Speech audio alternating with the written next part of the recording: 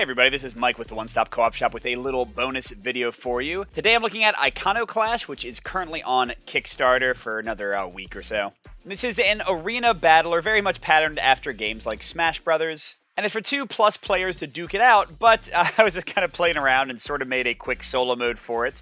Now this is a very basic one. I can see myself making something more complicated when the game's actually released, but it's something to try out some solo play with the game for now. And to be clear, as always, we're not getting any compensation from the publishers of Iconoclash. This is something I wanted to try for fun. And there's also a totally unofficial solo variant, although they have talked about possibly doing a solo mode themselves, which is pretty cool, but this is what I've got for now. If you like the content on the One Stop Co-op Shop, if you like me doing these solo variants, feel free to support us through Patreon. You get early access to our videos and exclusive videos every month. You can also check out our separate streaming channel for even more content every week. We also have a weekly podcast and a Discord where you can join the conversation. So the basic idea of Iconoclash, by the way, I'm playing in the TTS demo that they made available on the Kickstarter, is that you'll have different characters and they'll be moving around these squares. And everyone's got a life total of 25 to start, and you're bashing into each other and attacking each other, and whoever is left standing when everyone else has run out of life is the winner. Now there's a few things that happen at the start of a player's turn. First, they draw one of these environment cards, and these are matched to the unique environments, so I'm playing on sort of a basic one here. And they'll tell you several things. First of all, this one at the bottom says everything drops. So this is a really cool way that the game models kind of the idea of like falling out of the ring and that kind of stuff.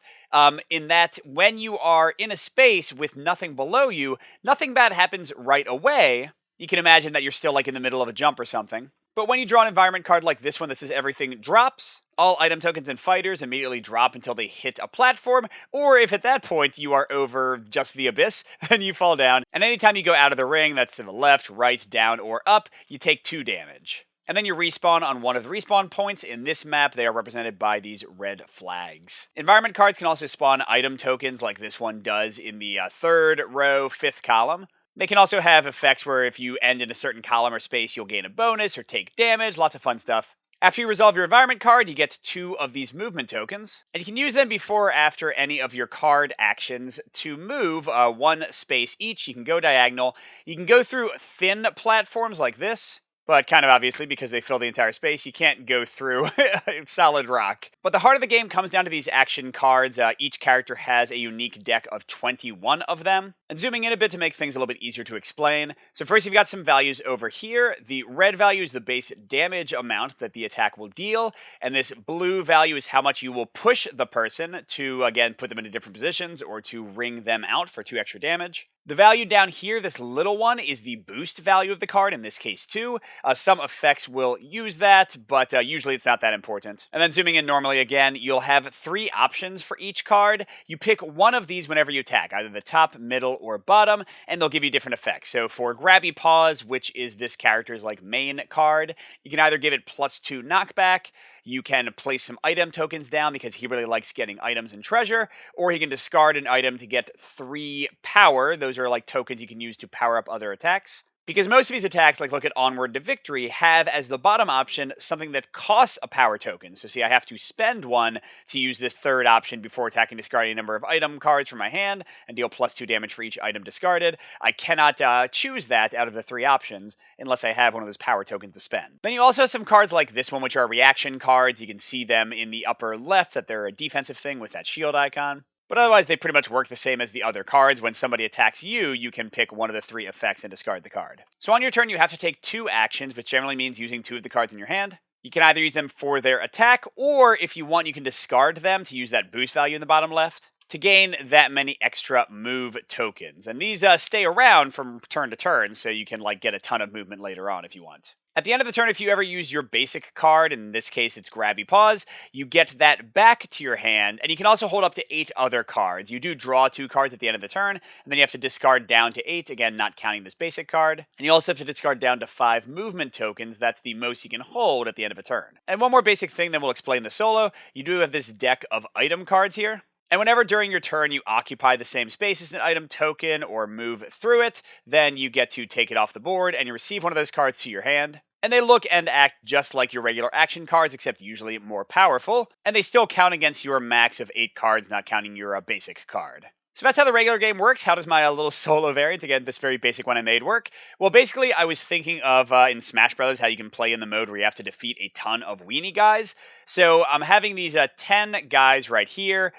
In the actual game, you could represent them with like any tokens, but if you've got some spare D6s, I was going to imagine them as D6s, and that would count their health. So it's basically 10 guys, each with 6 health. And their turn happens after you resolve your environment card. You roll these 2 dice, and these are in the regular game, a D6 and a D4. The D4 with a value of 1 at the bottom here will determine what their action is. I didn't put this into the mod yet, but basically I've got a little card that'll have them move more or deal more damage. So if they move more, they deal less damage generally, or push you. It depends on what the value is, 1 through 4. So they'll have like a kind of behavior for the AI, 1 of 4 behaviors based on what they roll. And then this determines where one enemy spawns. And you're looking at the columns for this, so I rolled a 2, and you look for a spawn point within that column. If there is none, then you want to put one farther away from the player character, because how it works is you activate all of the existing minions using that D4 result to determine what they do, and then you spawn. So they don't get to activate this turn, so they'd rather be farther away from my character. That's why they're on the 1 instead of a 2. And then in a future turn, when they would activate, they'll always try to move straight towards your character. If there's a tie, they try to avoid damaging effects, and they try to be closer to the center, because that usually means it's harder for them to be knocked out of the ring. But the main thing is they want to get next to you, and then they attack again based on the D4 roll. When they push you, they always try to push you toward the closest edge to knock you out or into a damaging effect that's from the environment card. Very, very basic AI. Again, it's mainly just about you beating them up and having some fun, hopefully. Alright, so here we go. I get to choose my starting location. I'm going to spawn into this spot to not be too close to any of the sides where I could be knocked out. Then we draw our first environment card, which just has an item token going in that first column, second row. So we'll try to get that, although the solo bots can try to get it too. They pick up items and just gain extra life, basically. So first we'd activate any bots that are already on the board using this D4. I got a 1. And here's my little ugly activation card. So for the 1 row, it says they would have 1 movement, dealing 4 damage if they get next to us. That's kind of one where if you are really close to them, they punish you for it. And they'll have 1 shield. The 1 shield does matter because that's going to apply to the first guy that spawns, even though nobody's activating. And he's spawning with a 6. And he wants to spawn on the flag with that number or as close as possible. So here he's going to be over there, a little bit far away. Which gives me a choice. Do I want to run over to the item because my character is all about getting items and getting bonuses from them, or run over here with my 2 movement, hit him maybe twice, maybe knock him off the board for more damage. If I really hit him hard, maybe I can get him. Although he has a shield, that seems less likely. Well, let's go ahead and try it. I'll spend both my movement. You do have to be orthogonal, by the way, to attack with melee, so I couldn't attack from the diagonals here or here. I think I'm going to start off with this one, Gold Fever. I'm using the middle option, so it's 2 damage, no pushback, which is good because I don't want him to go away from me yet. And it says, before attacking, discard 1 non-basic card to draw an item. This is going to get me an item as though I'd gone to the crate, which is great because I need them. Now I'm going to discard one of these treat, swag, and loot cards because I've got more copies of them than anything else. And I'm drawing 1 item card, and these are also unique to each of the box sets, so you get like a different battlefield, a different set of items, and different characters with each of the sets you can buy. What I get? A marine shield. I can block damage, I can ignore pushback, and then teleport. That's kind of cool. Or get a power-up token. And this guy did take 1 damage after his 1 shield, since he rolled a 4 for activation, or a 1, sorry. But the shield only applies to the first attack, so now if I hit him, I'll get the full damage. So if I could somehow do 3 damage and push him 2, that would kill him. That seems like a tall order, though. Actually, I could do this. Onward to victory. Before attacking, discard 1 item to deal +2 damage and +2 knockback. So I would do 3-2, which would be exactly enough. I mean, I'll really be getting rid of the stuff I just got, but let's do it. I like to defeat the guys whenever possible, otherwise they can build up. So onward to victory gone. My shield discarded. And again, that's 3 damage, and then I push him 2, 1, he's out of the ring, takes 2 damage, and he is gone. And to finish up my turn, I draw 2 cards, and not counting my basic grabby paws card, I've got 6 in my hand, so below the max of 8. Going to round 2, I've got Fleet-Footed. All fighters gain 1 additional movement during their upkeep. That's awesome. Especially since they have no fighters on the board, because they would have gained the +1 movement too. So this time their activation is a 2, which means they would have moved 2, attack for 2 damage, and pushed back 2. That's kind of their ring out result. But they don't have any defense, and I killed the only guy, and they rolled a 6 for their spawn, which, wow, that's lucky for me. There we go. I've got 3 movement. I don't need it yet, but I can use it after I hit this guy. I'm thinking I might use the middle of Cute Wink Stab. I've got 2 copies of this. So it does 2 damage, 1 knockback. But then the middle says, before attacking, place 3 item tokens randomly into play. Usually that's a bad idea, because with them all being randomly all over the place, the AI, the little bots, can grab them. But with me having so much movement and them not being on the board much yet, I should be able to get at least a couple of them before they do. And random determination is pretty easy. You use the same D4 and D6. My first result was a 6-2. Okay, right next to me. 1-4 all the way over there. And 6-1. Wow. They really want me to go in that corner, don't they?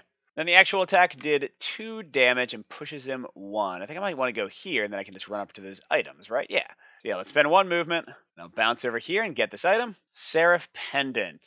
Alright, so this is a prep card that would make my next action better. I can get some power tokens. I can make my next attack do +2 damage and +1 pushback. Or for the bottom effect, oh my gosh, ×2 damage and ×2 pushback. That's pretty amazing.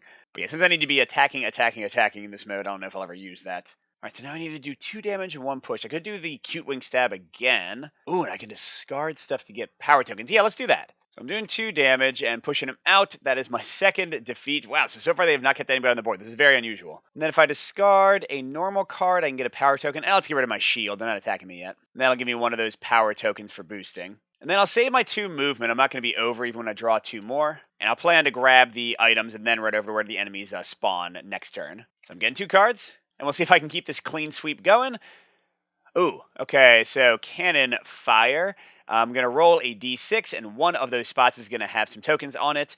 And anytime you enter it on a turn, that's either you moving or getting pushed into it, you'll take 2 damage. And I rolled a 1, so it's going to be over here. We'll try to stay as far away from there as possible. Now let's roll for the AI. Okay, so they're going to have a 3, so no defense. And the AI spawns in here, but I'm not counting their spawning as taking a turn. Like usually that would be part of spawning in, so I'm not going to have them take any damage from environmental effects in this case, since it wasn't really their fault. And yeah, they're really far. I'm glad I have all this movement to get over there, because I can still like push them into this for bonus damage. Yeah, so I've got 4 move, which would be enough to go, let's see, 1, 2, 3, 4. Oh, actually I could not hit them like that. Or I could go 1, 2, 3, 4. Oh, I still can't hit them. Oh, okay. I could use my first action to discard a card to get even more movement. I guess that's what I'll do.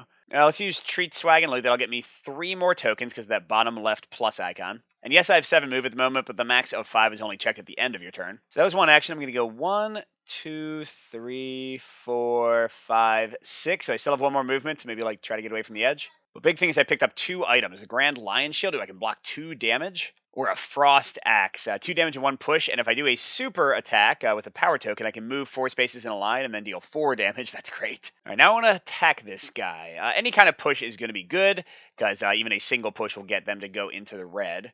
Or I could use Auto Destruction. Look at the power effect at the bottom if I use my power token. If you drew 2 or more items this turn, deal +6 damage. Oh my gosh. Should I just keep on one-shotting them? It seems like it's good. Yeah, you know what? I mean, I want to show you how the enemy activates. I've never been able to control them this well, but let's go for it. This guy is gone too. Bye. Then I draw 2 cards, and I'm just at the max of 8 plus my basic card. All right, I draw a new environment card. This one is a helpful one. I'm going to roll a zone, and if anybody ends their turn in that zone, they get +1 power token automatically. And it's going to be the 5th column, all right. And they don't have a shield, and they're spawning onto 5, which they have to choose 6 or 4, and they want to be further away from me to make me waste 4 resources, so there they go. And I've got 3 move, 1, 2, 3, wow, I can't even get into the boosting thing. Maybe I just get a treasure. Well, I can discard something to move more again, right? And yeah, let's get rid of Shiny Saber. It doesn't deal that much damage. That gives me 3 bonus moves, so I have 6. So let's see. 1, 2, 3, 4, 5, 6. Oh my gosh. That would get me the bonus token, get me the treasure, and I'd still be able to attack this guy. Awesome. And it's another shield. I guess that's cool. All right, I think the best I can do is Onward to Victory. Before attacking, discard 1 item. I can get rid of one of my shields. I'll deal 3 damage and 2 pushback. That'll get them off the board for 5 damage. They won't die. They'll be able to finally attack me, but they'll only have 1 life left for next turn. And I'm going to ditch that new weaker shield that I drew. Seconds down to 1. They get pushed off, and I have to roll for their respawn using the same normal rules. And it's going to be 4. Then because I ended here, I get to draw a power-up token. And 2 more cards, still not over. All right, we get a new card. Gale Force wins. I roll. 1, 2, 3 is the left. 4, 5, 6 is right. At the end of each fighter's turn, except again for the AI that spawns, they'll move 2 in the indicated direction. And it's going to be 4. We'll just mark it over here to remind me. And hey, we're finally getting an AI activation. Let's see what he does.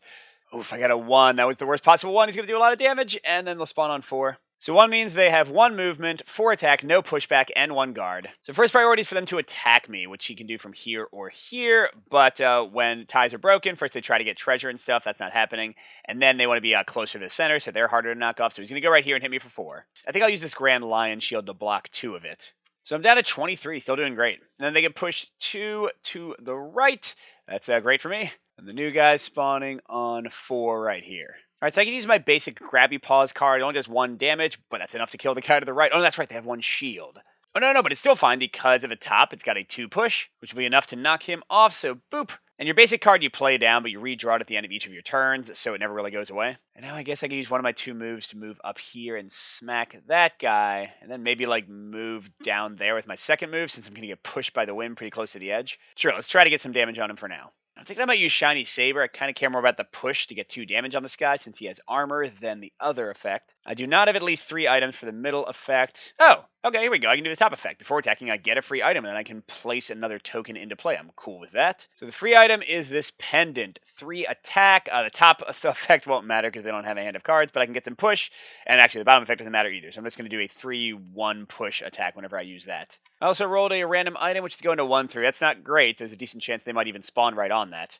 And I pushed him off, didn't actually do any damage, so he's down to 4. Spawning, right next to me again. Too bad I can't attack anymore. Actually, that's great for them, though. All right, so I'm going to use my last move, too, as I plan to move down here, and then I get pushed twice, then the wind's about to go away. And I do have 1 too many cards. I'll get rid of the treasure trove, because I have 2 of those. All right, what's next? Okay, everything drops down, and then an item goes right there, 5-3. Nothing to drop, though. But hey, there's an item right next to me, although, yes, the enemy is clearly going to get that and heal 1. That's terrible. All right, and let's see, a 3 activation, and they'll spawn on the 4. So 3 does 2 movement, 3 damage, 1 push. No shield, though. So he's going to come right here, and again, he's going to get the item and heal up to 5. You could even exceed his max 6 life. And he's going to attack me for 3, pushing 1. Let's see, I do have a shield, a shiny shield. Ignore all damaging or non-damaging effects, so I still take the 3 damage, and then I teleport to an item.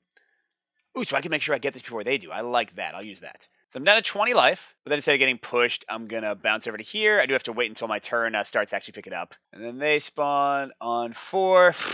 2 full life or almost full life, guys. This is not great. But at least I'm getting an item. Let's see how we do with it. And I got a grappling hook. I can move 5 spaces in a line or push back or get some power tokens if I'm next to them after I attack for 2. All right, so I've only got 2 move. I guess I could run over here and hit him. My first hit, though, I can't push them, or I won't be able to. Or actually, I guess I can push them like above me and then hit him again. Okay. So yeah, I'll spend both my move over here. Maybe I can kill one of these guys. Oh, here we go. Look at this. Treat, swag, and loot middle option. If you drew at least 1 item this turn, which I did right at the start of my turn, I gain a power token and I deal +2 damage, and I push 1. So that'd be 3 damage, 1 push. Yeah, let's play that. So he'll go right here, and I'm getting a second power token. All right, then for my second action, I can do my basic card, right? Yeah, 1 damage, then 2 push will take care of him. That's excellent. All right, so I did manage to take out 1 entire person this turn. Excellent. And then I am 1 card over. I just got 2 shiny shields. I don't think I need both of them. All right, so I kept it down to only 1 extra enemy. That's good. And let's see. Everything drops, and 2 items on the board. Once again, we're both already on platform, so the dropping doesn't matter. I will roll for the enemies. Let's see. They got a 3. So that's moving 2, 3 attack, 1 push. They won't get me out of the ring, at least. And yeah, they can't get the items. They get next to me, so the first priority is always to actually hit me. So there they go. 3 damage. Should I teleport to an item? Oh, it says teleport to an item and collect it. Ah, darn it. I read that wrong, which means I would not have counted as collecting it on my turn, so I would not have gotten the bonus to attack. Okay, well, we'll just ignore that for now. Okay, so actually I'm just going to use the middle option then, where I take a card from their hand, but if I can't, then I just get to draw an item, which is a shield. Then they're pushing me up that way. And I'm down to 17, can't forget that. Okay, the spawn roll was a 5, so they will spawn on the 6 to be further away from me. All right, I'll use this grappling hook, because I can attack for 2 and push 2. I'll do 4 damage to this guy. I only have 2 move. I can't really get the item unless I spend one of my actions. Okay, so I'm going to spend the first move to get next to this guy. And oh my gosh, look at treasure trove at the bottom. +1 damage for each item in my hand. I have 5. Do I have 5? That would be a Willy? Wow. Okay, yeah, we'll do it. We'll spend one of my 2 power tokens. So that's a boom, boom. And yeah, bye. Okay, wow. I didn't expect to kill the guy with 1 action. I guess I'll discard a card to get some movement and maybe grab this item at least. I have way too many items. I'll discard this grappling hook for 3. So that gives me 4 movement total. I'll spend 1 to get this. And I get a warp staff. It has range attack, or I can teleport after I attack. That's pretty cool, and I'll stop with 3 movement and see what they do, I think. And I do... I gotta get rid of one of these. I think I have too many items that I don't really care about. Where's that one that boosts me? I'm gonna get rid of that pendant. You know, I think I'll call it there because hopefully this shows off how the solo mode could work. I honestly might keep messing with it, so if you see the rules that are linked in the video description, they might be a little bit different. Like, I'm thinking maybe I make the enemies attack for a little bit less, but they do activate the turn that they're spawned, just so you don't get kind of like these non-dynamic turns where they don't do anything. But again, making their damage values lower so you don't just lose automatically because of that. But yeah, the solo mode notwithstanding, since it's a work in progress, hopefully this gives you an idea of how Iconoclash plays. You can check it out on crowdfunding on Kickstarter right now. I've got a link in the video description. And until next time, good gaming, and I'll see you at the next stop.